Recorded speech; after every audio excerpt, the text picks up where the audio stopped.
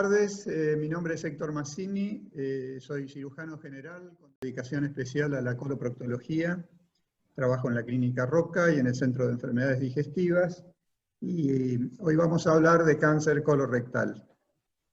Antes de entrar en el tema específico, quiero hacer un reconocimiento, no están todos, pero seguramente después algunos lo van a ver en YouTube, un reconocimiento a los clínicos que están trabajando duramente en estos tiempos contra el COVID y lo están haciendo muy bien. Y por otra parte quiero avisar de que durante la charla me voy a dar dos gustos. Uno es presentar a mi hija, que está presente ahora, que se llama Flavia Mazzini, que va a colaborar en esta charla. Y voy a mostrar algunos videos quirúrgicos. Ustedes saben que a los cirujanos nos gusta mucho mostrar operaciones y dibujar y todo. Y la verdad que fue un desafío preparar esta charla desde el punto de vista de la interpretación de los médicos clínicos. Así que espero cumplir con las expectativas. Este es el plan de trabajo. Vamos a hablar de cada uno de estos ítems.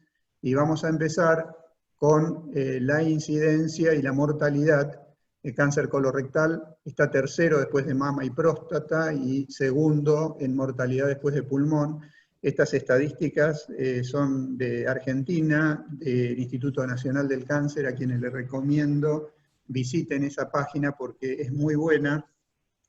Tiene estadísticas bastante actualizadas y muy buena bibliografía. La gente que trabaja en el Instituto Nacional del Cáncer, independientemente de quién está a cargo, ha atravesado 3 gobiernos y siguen trabajando con mucha seriedad y muy bien.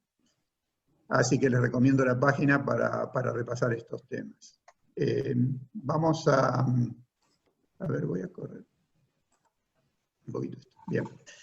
Vamos a empezar con anatomía. Por supuesto no vamos a entrar en detalle, pero sí algunas cosas que me parecen interesantes.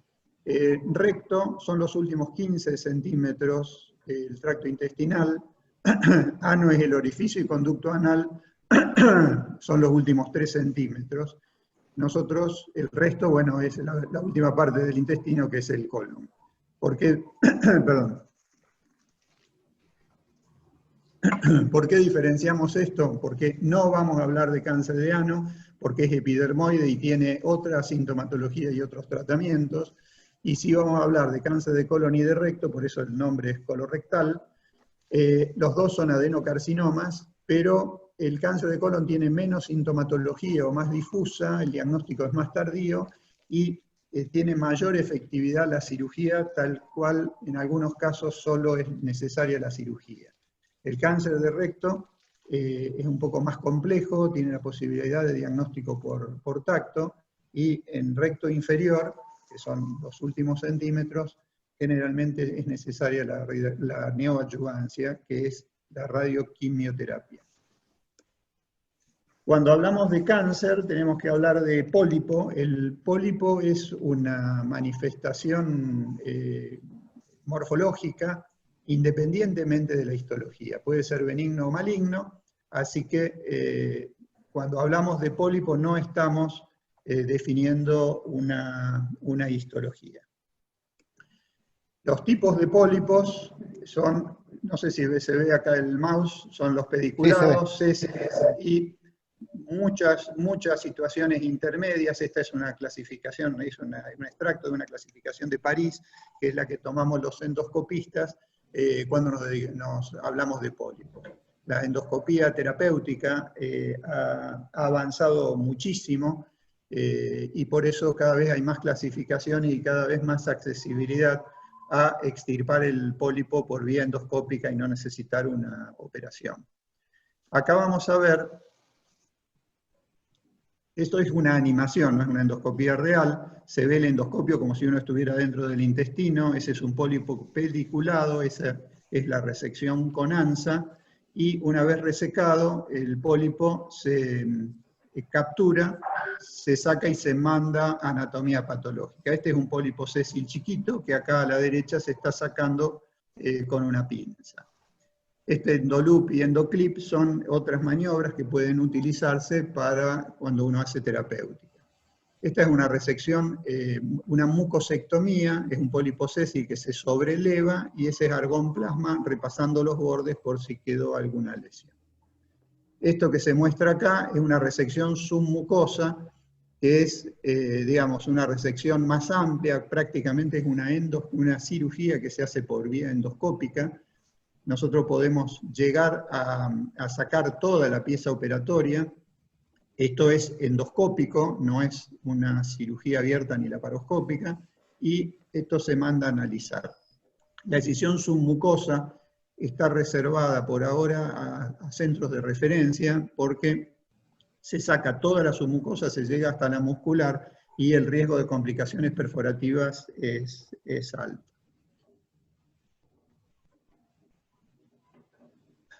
Ahí estaba la repetición. Bueno, esta es la pregunta que nosotros, digamos, es la pregunta motivadora de la charla. Digamos, si nosotros somos buenos pesquisando pacientes, somos buenos diagnosticando o refiriendo al paciente cuando tenemos una sospecha, podemos elegir en que haya que sacarle este polipito o terminemos sacando un cáncer con todo lo que ello implica. Hagamos de cuenta que mandamos a analizar eso que sacamos por endoscopía, y acá están los distintos tipos histológicos que se pueden encontrar.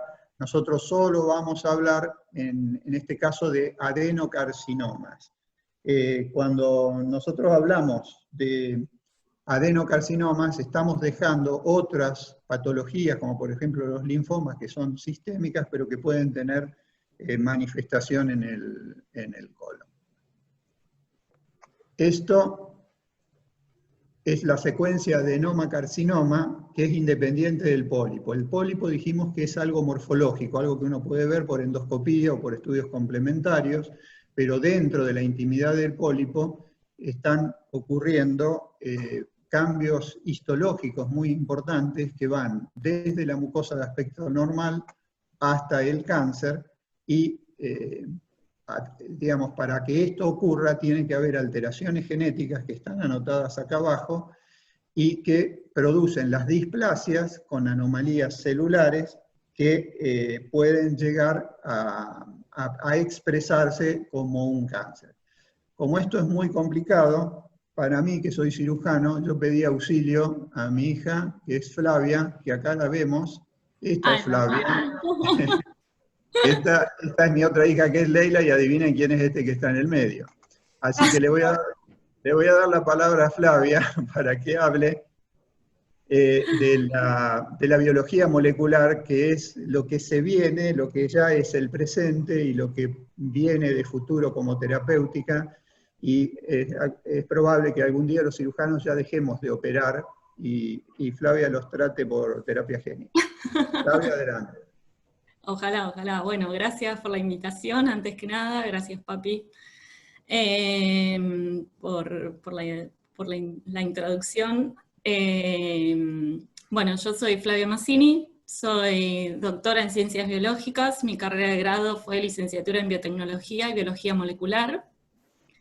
Y bueno, la idea de mi intervención en esta charla es aclarar un poco el panorama desde justamente la biología molecular, dar algunas definiciones con un lenguaje claro y simple para facilitar lo interdisciplinario, ¿no es cierto? Entonces, bueno, partiendo de lo que papá estaba diciendo, desde la carcinogénesis, el APC es uno de los genes involucrados en este proceso. El APC es de por sí un supresor de tumor. Si nosotros hacemos la analogía por ahí con el funcionamiento de un auto, en donde el crecimiento celular es el auto, el supresor de tumor actuaría como un freno, ¿no? La célula sensa todo el tiempo qué es lo que está pasando en su entorno y a partir de distintas señales, tanto externas como internas, puede regular distintos procesos. Cuando el APC, que es, como dije, un supresor de tumor, se encuentra alterado o mutado, ese freno no funciona, por lo tanto la célula comienza a proliferar y a crecer descontroladamente y dando así, por ejemplo, lugar a los pólipos.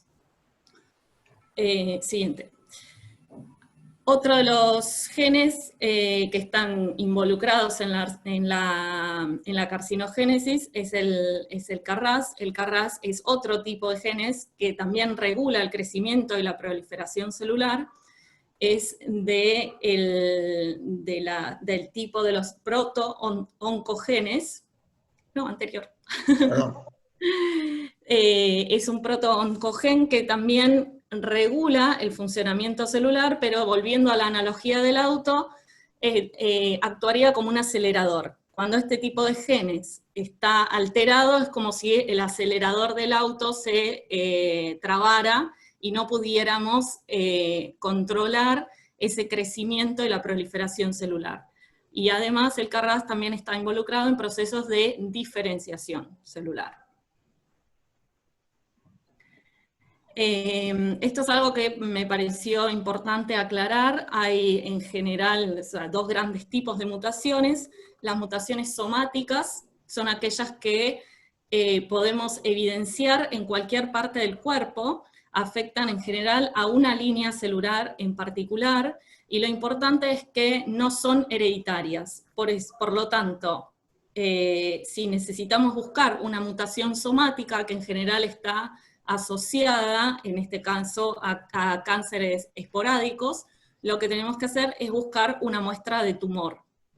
Por el contrario, las mutaciones germinales son aquellas que sí son hereditarias y se producen en células productoras de gametos, y es por eso que justamente son hereditarias y que las podemos encontrar en cualquier parte del cuerpo. Por una cuestión de facilidad, practicidad y que no sea invasivo para el paciente, en general este tipo de mutaciones se explora o se busca en un tejido de fácil acceso como es la sangre. Bueno, acá voy a utilizar el síndrome de Lynch como un modelo para explicar algunas técnicas de las que se utilizan en la biología molecular. Me parece importante aclarar que desde la visita al médico y con el paciente uno evalúa el estado clínico y la histología, pero todo lo que viene detrás de eso es lo molecular y lo genético. Entonces, desde la primera consulta del paciente hasta el diagnóstico y la prevención inclusive y el tratamiento, hay todo un recorrido que va desde la clínica a lo molecular y de ahí a lo genético, lo cual es inverso a lo que ocurre naturalmente, digamos. Siguiente. Lo que ocurre es que la genética da lugar a lo molecular y eso se evidencia desde la clínica, ¿sí? Entonces, en general, el estudio de molecular, en particular hablo para Lynch, los pacientes que cumplen los criterios revisados de Bethesda son los candidatos para el estudio molecular en general, y lo que se busca es evaluar si hay una falla en el sistema de reparación del ADN, que es lo que abrevio ahí como MMR.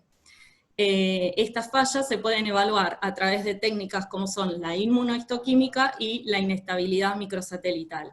Estas dos técnicas se hacen o se realizan sobre muestras de tumor. Siguiente. Me pase. Esto es un pantallazo general del sistema de reparación del ADN. En general, la maquinaria, digamos, que replica el ADN puede cometer errores, y este sistema de reparación está para auxiliar esos y remendar, digamos, esos errores. Yo no sé si puedo, a ver, ahí está. Acá, por ejemplo, vemos un error, ¿sí? En la reparación en la secuencia del ADN, y toda esta maquinaria, ¿sí? Estos son los responsables de reparar eso y que se arregle, digamos, la secuencia del ADN. Los actores de este sistema actúan de a pares en general, y se pueden evaluar a través de la inmunohistoquímica, como les decía, que evalúa alteraciones a nivel de las proteínas, y por otro lado se evalúa la inestabilidad microsatelital, que es un análisis a nivel de ADN.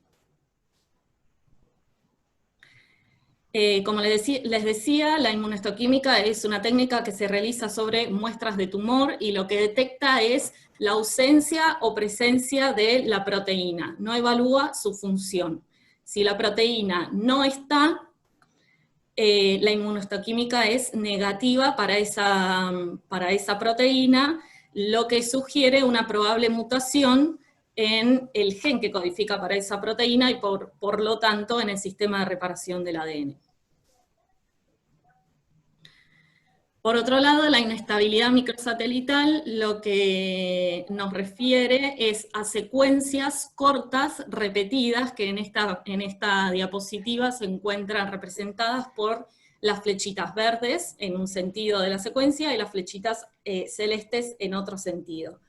Estas repeticiones pueden ser de 1 a 4 bases, y eso es lo que constituye el ADN microsatélite. La inestabilidad microsatelital se refiere a alteraciones en el número de copias que tienen, o sea, la cantidad de veces que está repetida esa pequeña secuencia.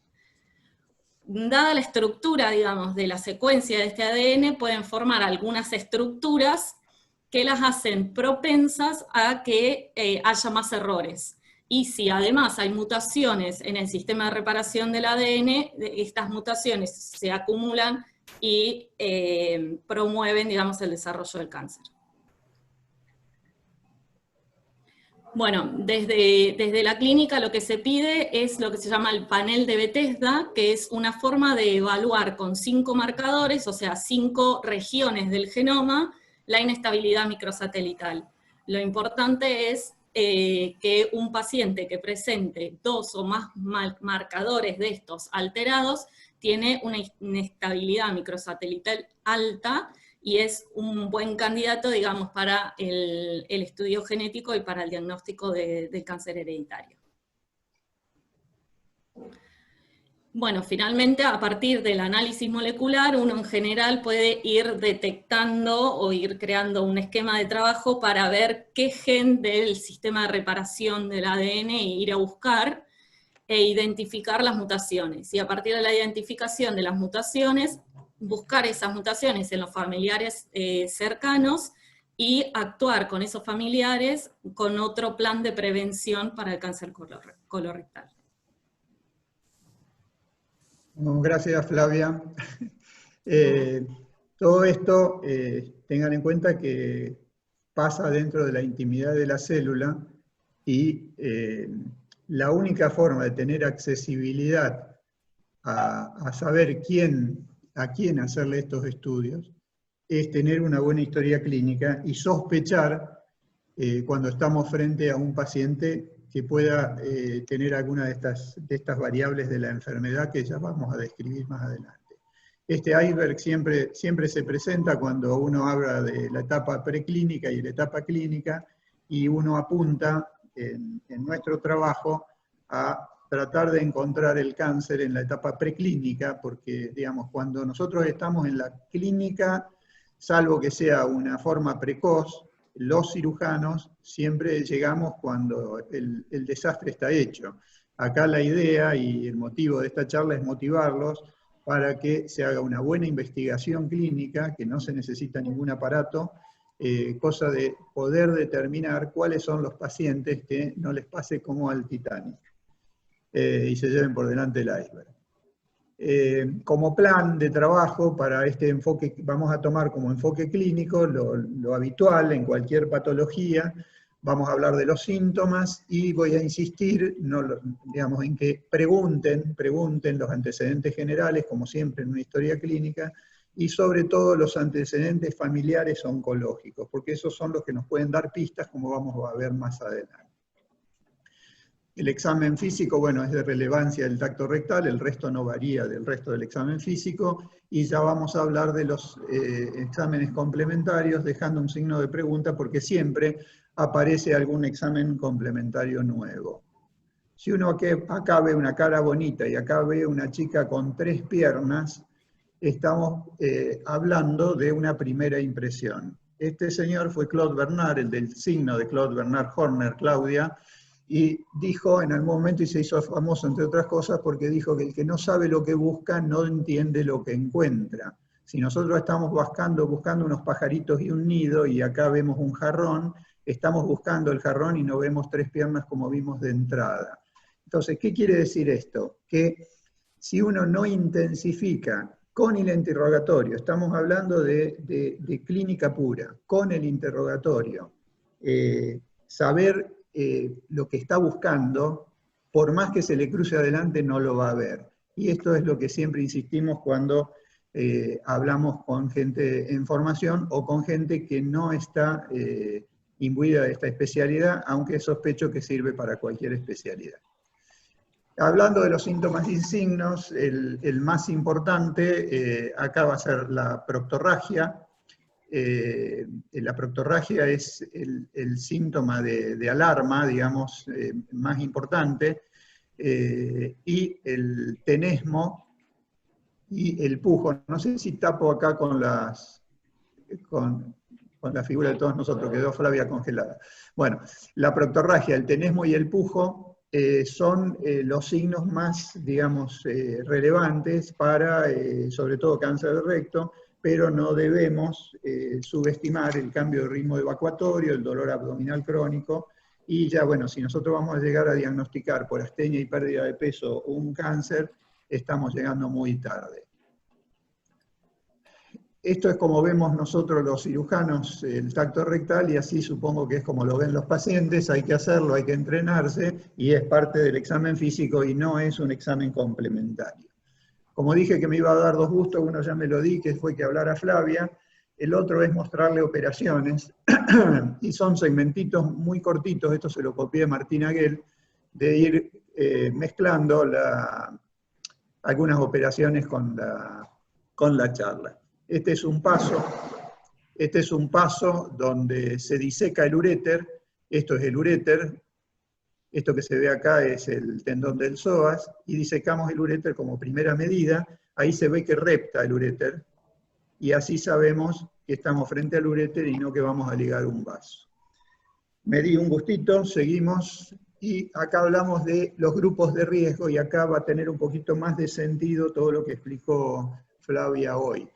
Nosotros tenemos un 75% de casos esporádicos, es decir, no tienen muchos antecedentes o no tienen ningún antecedente, y solo los podemos llegar a diagnosticar precozmente por medio del screening o cribado. Lo ideal es encontrarlos en esa etapa, aunque pueden entrar en casos sintomáticos, que son la mayoría. Riesgo moderado con historia personal o familiar de pólipos o cáncer, del 20%, y riesgo elevado, que son la poliposis adenomatosa familiar, Lynch y algunas enfermedades inflamatorias crónicas, que acá para poliposis adenomatosa familiar y Lynch es cuando más tiene sentido toda la explicación de alteraciones genéticas que mostró Flavia recién. Para tener, digamos, una asociación clínica para 75-25%, decimos que el 90% de los esporádicos es en mayores de 50 años, en los 2 el precursor es el adenoma, aunque existe el carcinoma de novo en un pequeño porcentaje, alrededor del 1%, es decir, que no pasó por la etapa de adenoma, pero el resto sí. La ventaja que tenemos en la ventana de la etapa preclínica, acuérdense del iceberg, es que esa etapa preclínica puede durar hasta 10 años, es decir, tarda 10 años en producirse desde la displasia pasando por el pólipo al cáncer, o sea que cuando nosotros estamos diagnosticando un cáncer ya visible, llegamos 10 años tarde, eso quiero que quede claro.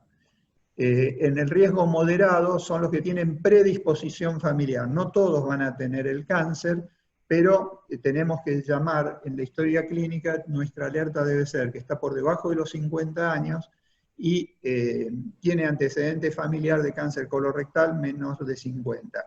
Tanto este 50 del esporádico como este de 60 está en revisión y algunos trabajos ya están hablando que los cribados deben empezarse a los 40 y no a los 50, lo cual genera algunos problemas en la salud pública y en la difusión de la salud. Dicho estos grupos de riesgo, determinan determinados tipos de prevención. Como en toda enfermedad, hay una prevención primaria, en la cual no me voy a detener, porque esto es lo que ustedes leyeron en la facultad y siguen leyendo, estilo de vida. No cambia mucho el estilo de vida de lo que hablaron de diabetes, de hipertensión, es decir, evitar el sedentarismo, la obesidad, el tabaco, el alcohol, digamos, son todos los elementos que hacen que se prevengan enfermedades, y esto es más de educación para la salud, que puede ser una conducta pública o también la podemos llevar en el consultorio. La prevención secundaria está destinada a la pesquisa de la población general y la prevención terciaria al seguimiento de pólipos o pacientes que han tenido un cáncer colorectal y que no quedan inmunizados, por usar un término de moda. Tener un cáncer no inmuniza para tener otro, en el colon o en otro lado. Pasando a los estudios complementarios, el laboratorio general no lo voy a explicar, y el específico hay dos sobre los cuales me quiero detener.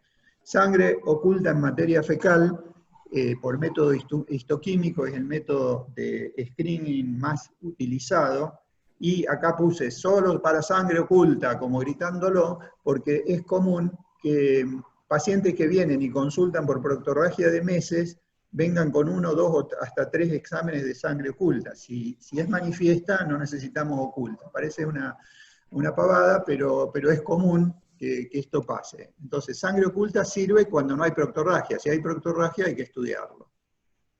El CEA y el CA19-9 son marcadores tumorales que también solo sirven para seguimiento. ¿Por qué para seguimiento? No es como el PSA u otros marcadores tumorales de otras enfermedades que ya de por sí pueden ser diagnósticos. El CEA es inespecífico, de hecho hay pacientes con cáncer que no tienen CEA elevado, y sí hay que pedirlo cuando uno ya tiene diagnóstico. No sirve en una rutina para pedir el CEA. Entonces, sangre oculta en materia fecal y CEA, atención con las red flags estas que pusimos.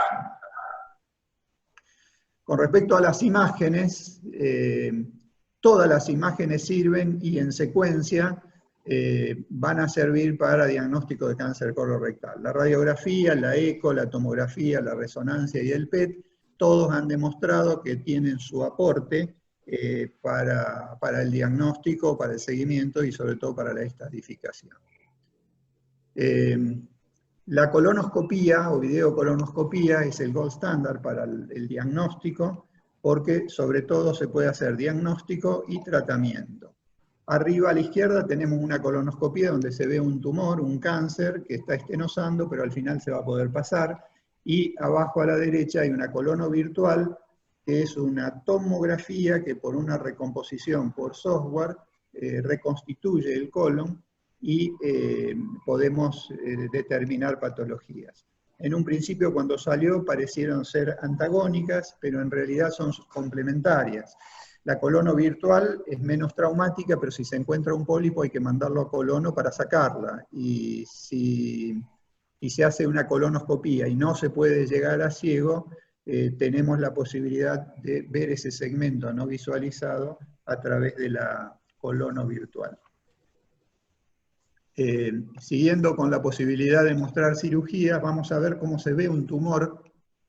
Este es el tumor por la laparoscopía, se ve indurado, y ahora vamos a ver cómo se secciona el pedículo. Estos son clips especiales, acá se ve cómo se secciona el pedículo, acá se ve el pedículo latiendo, que es el otro paso fundamental, dejar sin irrigación el tumor para poder sacarlo. Cuando nosotros hablamos de cáncer, en colorectal hubo muchas clasificaciones que antecedieron a la TNM, que es la usada en todo el mundo en este momento para prácticamente todos los cánceres.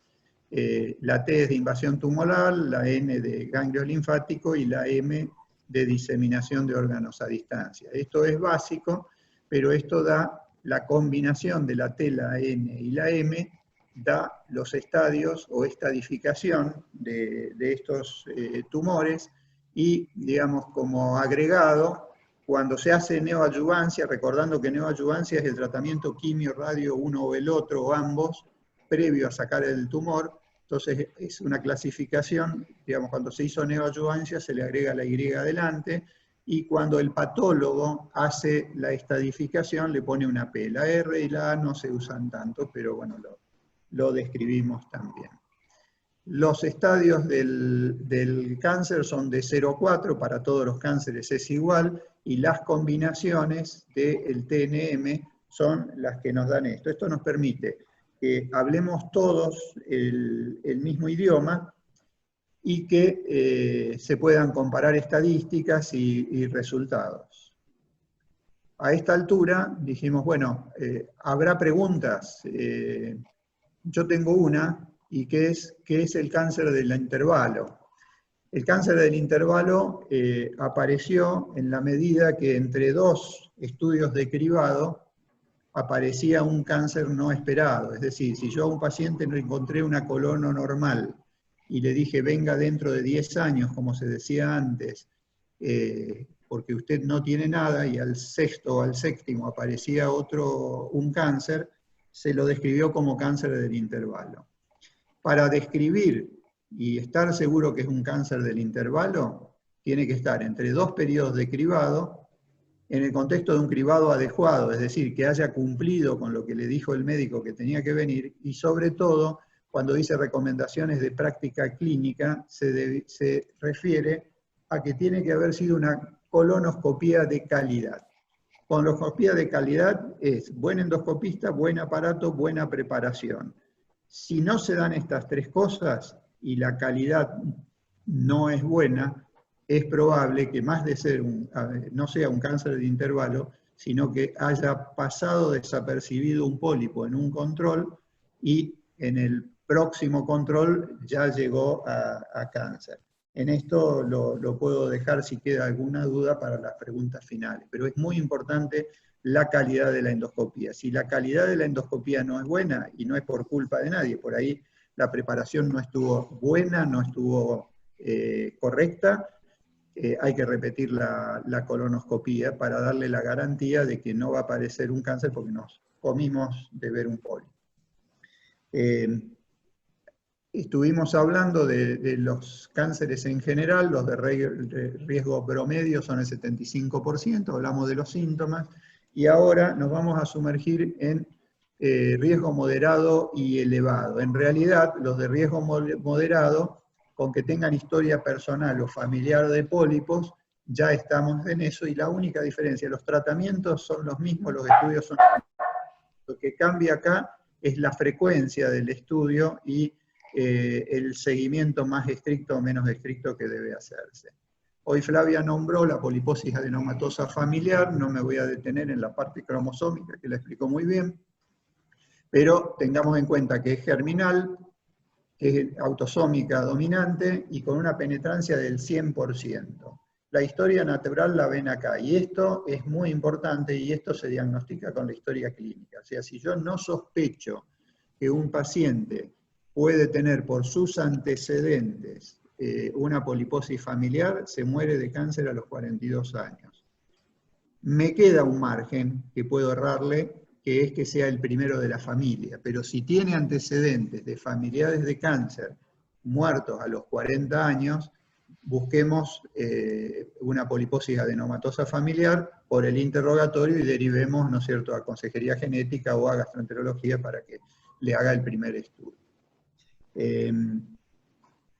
Bueno, esto para resaltar el tema de la historia clínica. Por ser germinal, el cáncer está en las células que pueden desarrollar otros tejidos, y acá tienen un listado que no lo voy a repasar, pero sí voy a destacar el cáncer de duodeno, son cánceres periampulares, porque también produce pólipos duodenales. Los tumores desmoides, si bien son tumores benignos, pueden causar por gran expansión tumoral grandes problemas anatómicos y fisiológicos. Y el cáncer de tiroides, tenerlo en cuenta que es el cáncer extracolónico más común en los pacientes con poliposis adenomatosa familiar. ¿Cuántos pólipos tiene que tener una persona para pensar en poliposis adenomatosa familiar? Más de 100 y puede haber hasta 1000.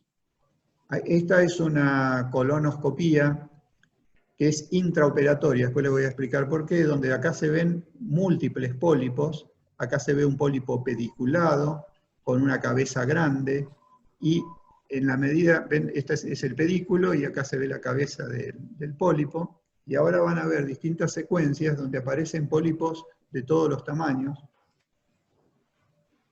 todas las morfologías. Podemos detener un poquito el video para que los cuenten, pero digamos, el nivel es más de 100 pólipos, ¿no es cierto? Se pueden encontrar 1000 pólipos, nadie cuenta tantos pólipos, pero ya cuando uno ve esto, tiene que sospecharlo. Ahora a la salida van a ver un plástico, porque esto se hizo a través, como es intraoperatoria, a través de una colostomía. Este es de un caso real atendido acá en Clínica Roca. Así que bueno, vamos a hablar ahora de síndrome de Lynch. El síndrome de Lynch también tiene autosómica dominante, hablamos de los MMR, el MLH1, MCH2 en el 85%, y fundamentalmente pueden transmitir el gen mutado en un 50%, y vamos a tener 70-80% de cáncer colorectal y cáncer de endometrio el 50-60%. Tan es así que en cuanto uno dice el que no busca exactamente lo que quiere encontrar, si uno encuentra una mujer con cáncer de endometrio por debajo de los 50 años, tiene obligación de pensar en Lynch y preguntar por el resto de su familia. Con respecto a la inestabilidad microsatélite y su significado, habló Flavia, y es uno de los indicadores de síndrome de Lynch, ya que el 90% lo tiene. Pero hasta el 15% de los esporádicos también tiene inestabilidad microsatélite, así que tenemos que insistir en la historia clínica y en la anamnesis.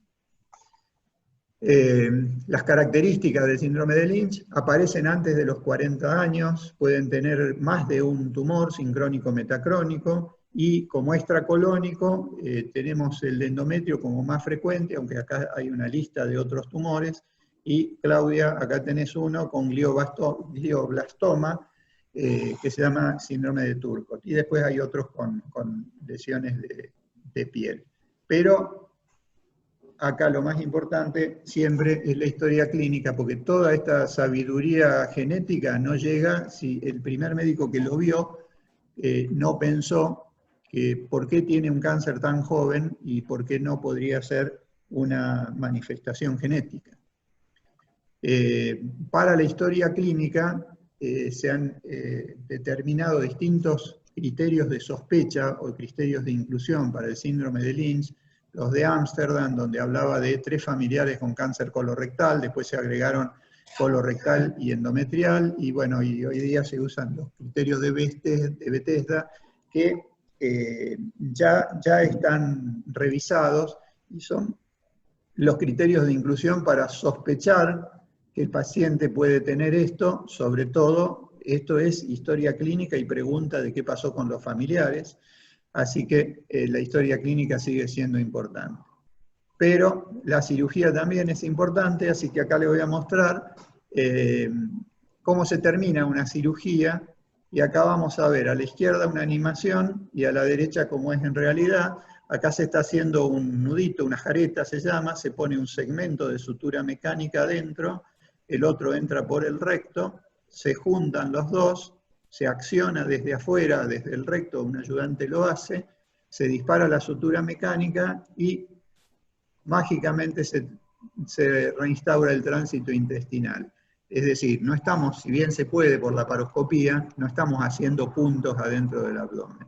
Acá abajo estamos viendo cómo se ensamblan las dos partes de la sutura mecánica, y esta sutura mecánica necesita de un disparo externo a través del recto, y una vez que se terminó la sutura, queda hecha la anastomosis, ahí se está revisando, y se hace una prueba que los cirujanos le llamamos prueba del gomero, ponemos líquido adentro del abdomen y lo inflamos, ahí se está inflando, para ver si burbujea, por si hay alguna grapa que no quedó bien. Se termina con esto la cirugía, se revisan los bordes, y terminó hecha la anastomosis sin tener que poner las manos adentro del paciente.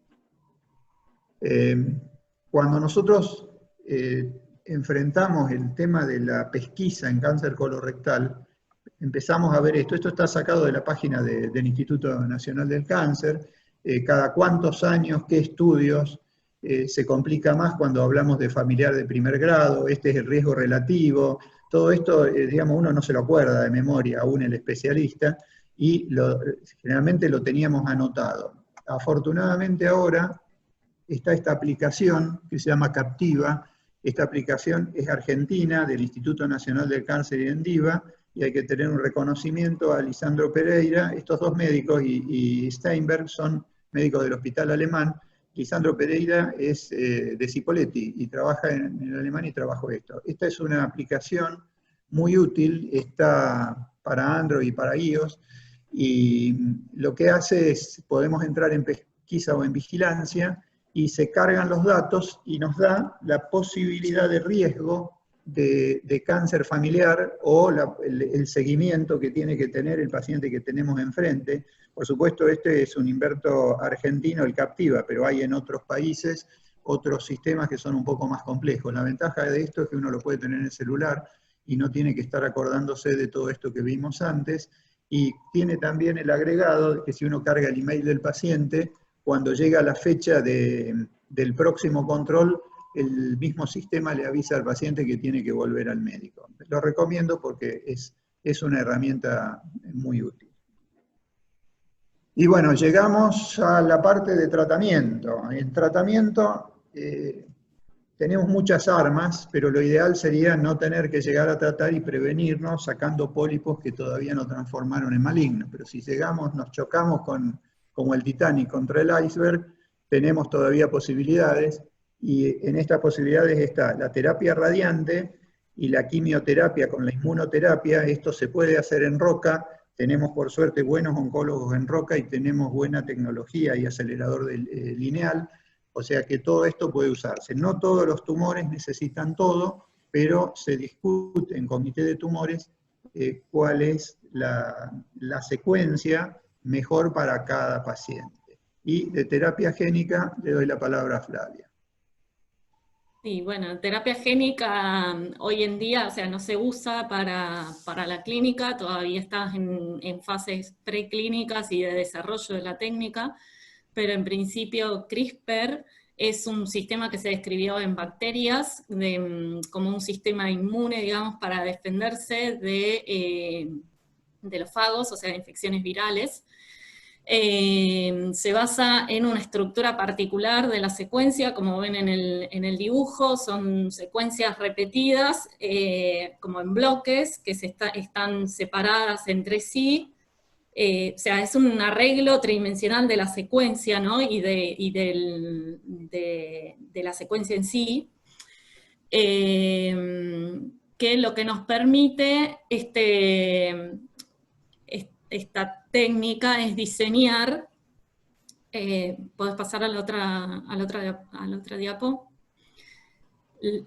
Lo que nos permite es diseñar una molécula de ARN, en este caso artificial, que tenga la secuencia complementaria a la secuencia que se quiere editar. O sea, por lo tanto, uno necesita identificar cuál es la mutación que está provocando, digamos, la alteración, y puede diseñar esta molécula guía, que en la figura se representa en amarillo, para dirigir la terapia a esa secuencia en particular, y lo que hace es la maquinaria, el mecanismo de esta técnica es cortar la secuencia que identificó y poder editarla. En eso se basa la tecnología de CRISPR. Tiene varias aplicaciones, lo que se está probando todavía es que sea realmente específica y que edite únicamente esa secuencia y no otras, lo cual puede ser bastante terrible. Pero bueno, es el futuro y está, o sea, es lo que va a lo que va a ser medicina de precisión, ¿no? Bueno, después de esto que pareciera ser del futuro, pero yo creo que en corto plazo lo vamos a tener, yo voy a hacer un resumen de la cirugía, porque hasta ahora no hablamos de la cirugía, y quiero mostrarle una secuencia muy cortita. Esto es como yo operé casi toda mi vida, es decir, metíamos las manos adentro del paciente, sacábamos el tumor afuera y después uníamos lo que quedaba. Esto se refinó un poquito con la cirugía laparoscópica, que hoy es el gold standard para cáncer colorectal. Para recto bajo se discute, pero ya hay métodos complementarios que la pueden suplementar. Y así como Flavia habló del futuro, yo voy a hablar de un futuro para nosotros, pero que en el mundo ya es el presente, es la cirugía robótica. Aclaro que la cirugía robótica está demostrada, ya se hace en colon, y está demostrada que tiene ventaja en la cirugía urológica. Estudios control, si bien hubo mucho entusiasmo con el robot inicialmente, no han demostrado, salvo para algunas indicaciones muy específicas, que tenga ventaja sobre la laparoscópica. El robot tiene muchísimas ventajas y tiene algunos problemas. Sale 2 millones de euros y sale 100.000 euros el mantenimiento mensual. Este es el cirujano en una consola como de un videojuego, no hace falta que tenga guantes ni que esté estéril porque está afuera. De hecho, la primera cirugía robótica fue una vesícula que se operó en Francia desde Estados Unidos o viceversa, no me acuerdo la secuencia, pero digamos, el robot se conecta a internet y puede manejar a distancia, y esa distancia existió, se operó una vesícula, ¿no? Pero esto ya es realidad, no está, digamos, no es gold standard para el colon. Acá le voy a mostrar una secuencia cortita, ahí está el cirujano, este es el robot.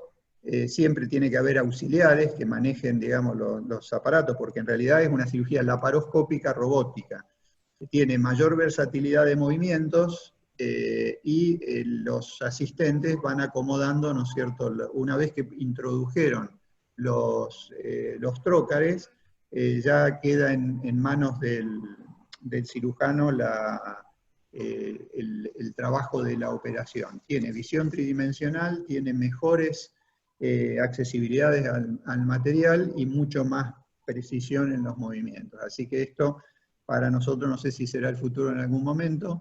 En la Argentina hay, estoy seguro, en el hospital italiano, en urología, no sé si en otros lugares, hay robots funcionando. Y Canadá fue el primer país que los implementó, y implementó 10 robots de entrada, sobre todo para neurocirugía, o para cirugías en lugares donde quedaban aislados por la nieve. Bueno, yo no los veo a ustedes, espero que no estén así, espero que la charla haya cumplido el objetivo. Es muy difícil sintetizar todo cáncer colorectal en una hora, así que voy a dejar unos minutos para las preguntas. Le agradezco a ustedes la atención y a Flavia por la colaboración. Muchas gracias. Bueno, muchas gracias Héctor, muchas gracias Flavia, la verdad que ha sido un gusto. Aparte, en lo personal a Flavia la conozco desde muy pequeña, así que ha sido un gusto enorme. Y la verdad que ha sido muy buena la charla, así que dejo abierto para preguntas. Yo tengo un par, pero me reservo. Todas a Flavia.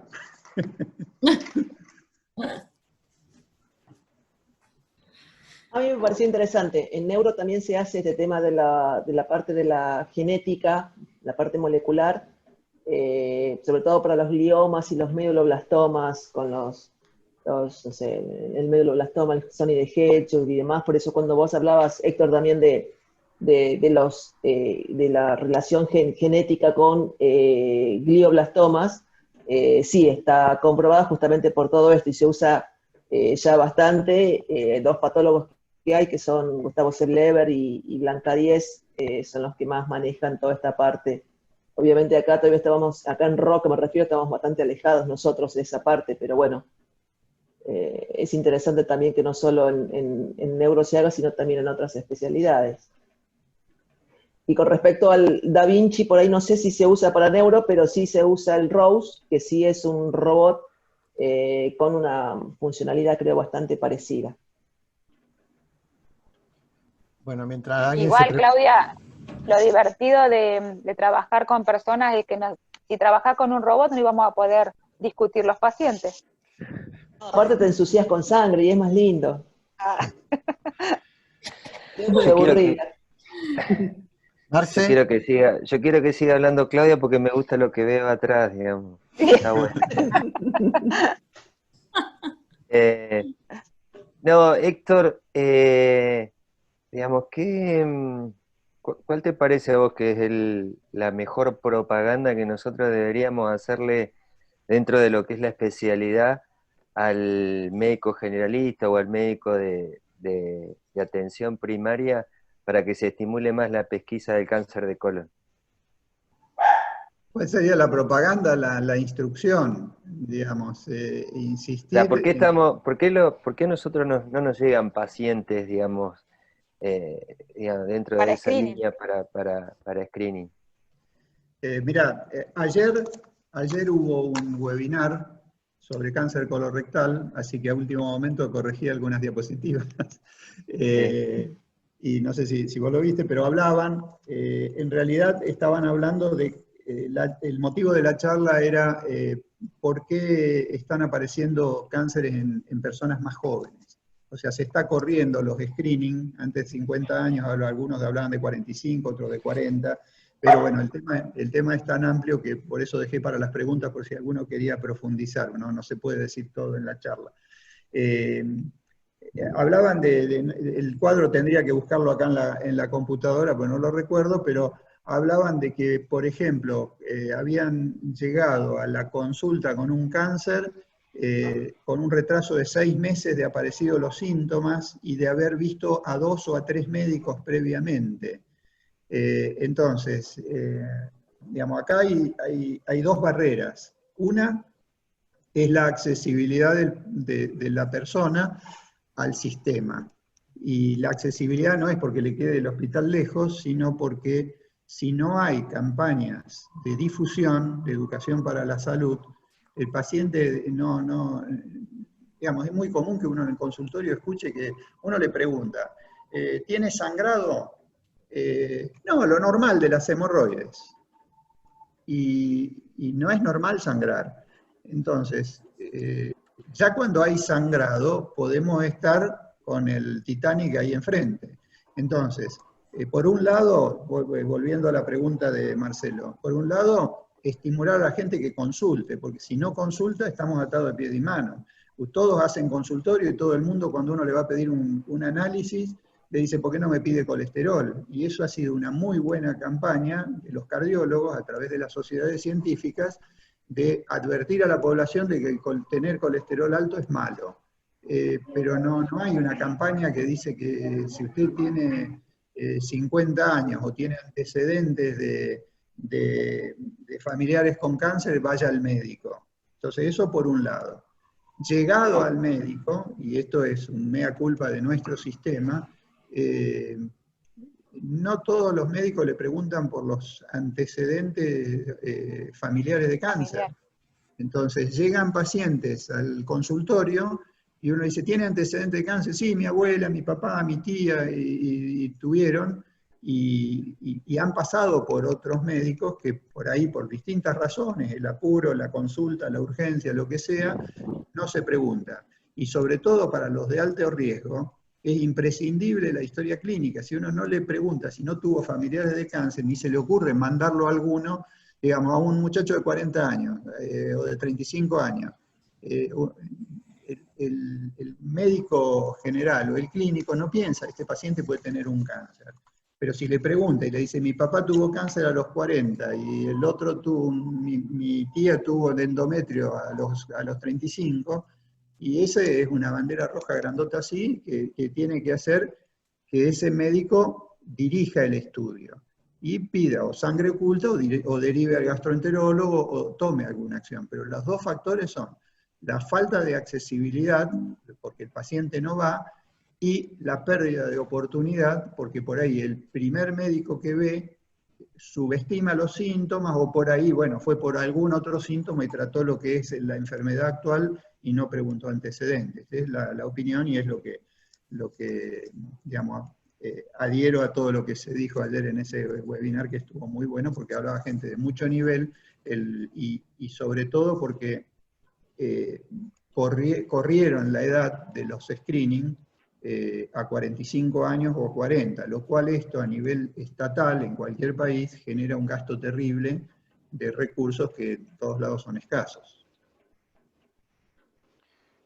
Yo tengo dos preguntas, una para Héctor y otra para Flavia. Para la de Héctor es más simple.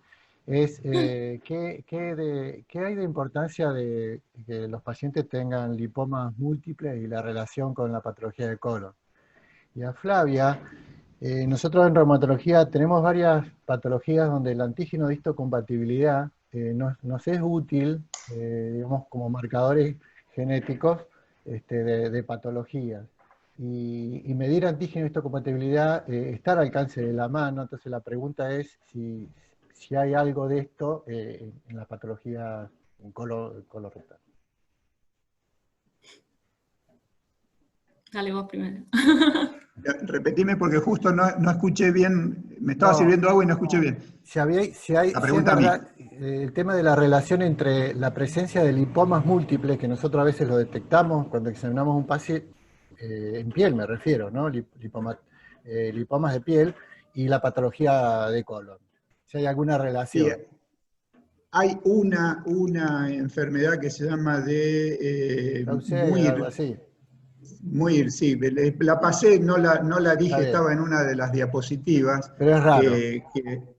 Sí, es raro y está vinculado a los Lynch, así como hay Lynch que tienen manifestaciones con gliomas, hay otros que están relacionados a queroacantomas, lipomas y manifestaciones de piel por ser lesiones germinales. Sí, pero, digamos, sería muy específico que alguien a través de esos lipomas llegue al diagnóstico de que puede ser un Lynch y tener una patología colónica, pero sí está descrito. Tenía una foto y la saqué porque se me hacía demasiado larga la charla, pero sí está descrito. ¿Y Flavia? Sí, con respecto, bueno, a la pregunta que me decías, yo no trabajo en cáncer colorectal, yo hago biología molecular aplicada a otras áreas, pero digamos, las barreras, digamos, del sistema inmune en general son cosas que se estudian desde la preclínica. Lo que puedo decir es que hay muchos estudios, ahora está como muy de moda, la relación de la microbiota intestinal y también como primer barrera para el desarrollo vinculado con múltiples enfermedades, ¿sí? Desde el espectro del autismo hasta... autoinmunes, por ejemplo. Claro, sí, pero no solo autoinmunes, sino, o sea, también para el cáncer colorectal, por ejemplo, enfermedad de hígado graso, que es lo que yo estoy trabajando ahora. Entonces es todo que está en desarrollo, muy desde la preclínica, pero que va de la mano, o sea, desde lo molecular a la genética, y en el futuro decir, bueno, esto que mencionaba antes de la medicina de precisión, no solo identificar la mutación puntual de algún paciente y en base a eso delimitar el tratamiento y la prevención en los familiares de primer grado, que sería un poco lo que se habla también de la farmacogenómica, sino también desde la terapia de, bueno, el trasplante de la microbiota fecal, el uso de probióticos, prebióticos, son todas terapias que están en estudio todavía, que hay algunas cosas que ya han salido que pueden aplicarse a lo que es no solo cáncer colorectal, sino también otras patologías gastrointestinales. Quería agregar algo con respecto a, digamos, el tema, digamos, de actualidad en esto es la aparición de cáncer de colon en sujetos más jóvenes, a raíz de ¿cómo es?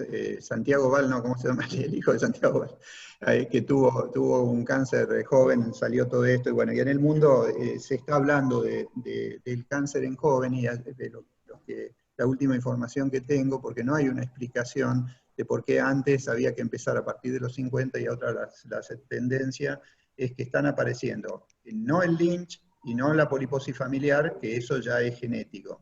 Los esporádicos están apareciendo en personas más jóvenes de lo que aparecían antes. Y se ha corrido casi una década la aparición de cáncer esporádico en más jóvenes. No hay una explicación para eso. Se habló primero de que había más detección, de que los cribados estaban dando resultados, pero no es eso. Y lo que se está trabajando ahora en investigación es que una línea de trabajo, y es una hipótesis, no lo tomen como una afirmación porque no lo es que hay una cohorte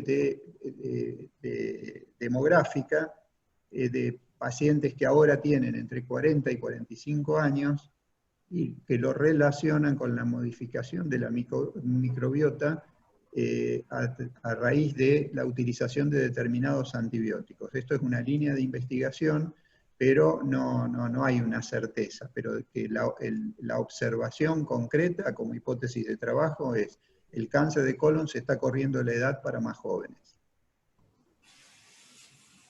Sí. ¿Alguna pregunta más? Sí, Héctor, Sí.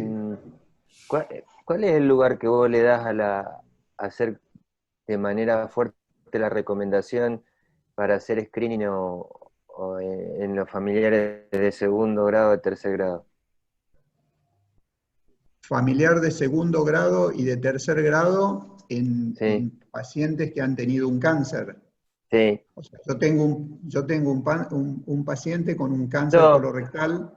Vos venís, un paciente te viene con proctorragia, y te dice que el abuelo tuvo cáncer de colon. Sí, Digamos, primero estudio, paciente joven. Sí, paciente joven con proctorragia, primero estudio al joven para ver si es un cáncer o no es un cáncer, eso es patología benigna. Y con respecto al antecedente, es probable que si o sea, el ejemplo es que tiene el abuelo que tuvo un cáncer. Sí. Y un cáncer de colon. Sí. Bueno, en esos, ahí mostré una tablita donde aumenta un poco nada más. A eso me refiero, porque vi que no era mucha la posibilidad de la no es mucha la incidencia. En realidad, el que tiene mayor incidencia es el familiar de primer grado. Yo lo pasé rápido, pero digamos, entra en lo que sería el sistema de estudio, primero del paciente que tengo enfrente.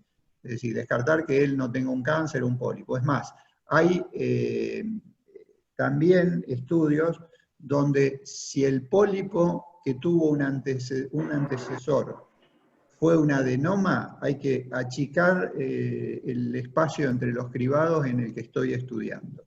Concretamente, paciente joven que tiene una proctorragia, le hice una colono y tiene hemorroides y no tiene cáncer, al otro familiar que tuvo el cáncer, digamos, no me agrega nada. Sí, el otro familiar estaría dentro de lo que es la prevención terciaria, que es el seguimiento de su cáncer, porque no sé si lo dije, y lo dije, el hecho de que tenga un cáncer en el lado izquierdo no implica que pueda ser un cáncer en el colon derecho. No sé si con eso contesto la pregunta. De todos modos, si hubiera alguna duda, hoy con el Captiva uno ayuda muchísimo, porque uno carga los datos y le larga y es bastante específico. Siempre y cuando tenga una endoscopía de buena calidad. No, bueno, eso es imprescindible, porque, digamos, cuando se discutió bueno, vos lo has visto en los congresos, cuando se discutió el cáncer del intervalo, decían, bueno, pero no puede ser, tenemos que correr la edad del control, no pasemos de 10 años, antes era 10 años, cuando se empezó a ver la calidad de las endoscopías de los supuestos cánceres del intervalo, había muchos donde las imágenes demostraban que la endoscopía no era de buena calidad, no por culpa del endoscopista ni del endoscopio, sino porque no había quedado bien limpio el intestino. Entonces, eso puede hacer, imagínense que un pólipo de 7 milímetros, donde hay un poquito de materia fecal, puede no verse y uno informa una colono normal cuando ese pólipo a los 10 años ya es un cáncer.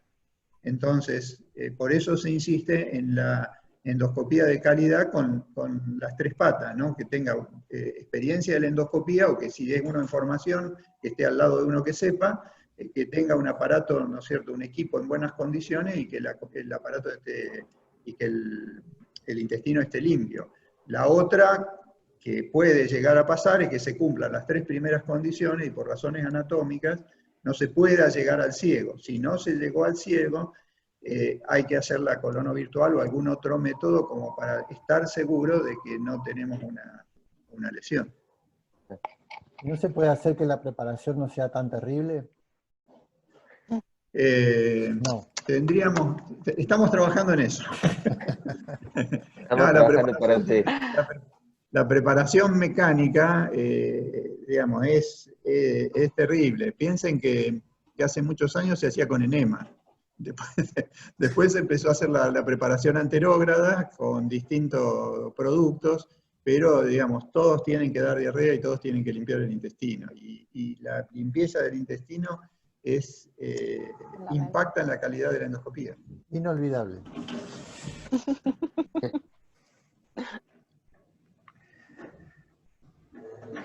Bueno, no sé si hay más preguntas. Si no, les agradezco a todos por la atención. Gracias por bancar a un cirujano hablando de colon. Y gracias, Flavia, por la participación y la colaboración, porque me sacaste del agua con la parte genética que la verdad que a mí me cuesta entender.